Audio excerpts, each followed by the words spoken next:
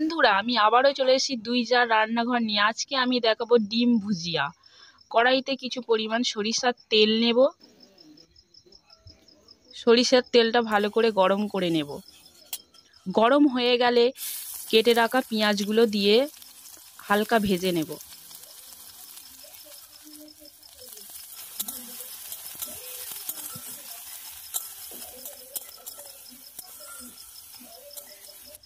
পেঁয়াজগুলো হালকা ভাজা হয়ে গেলে কেটে রাখা টমেটো, কাঁচা লঙ্কা কুচিগুলো দিয়ে দেব।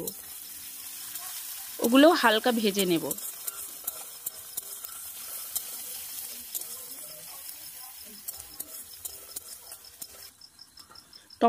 টমেটো, পেঁয়াজ, কাঁচা লঙ্কা ভাজা হয়ে গেলে ওতে দুটো ডিম ফাটিয়ে দিয়ে দেব।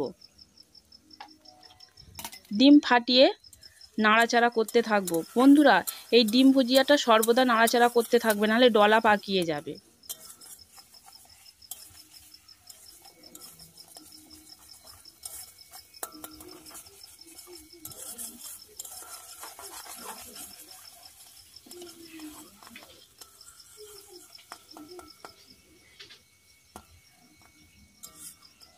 স্বাদ মতো লবণ দেব,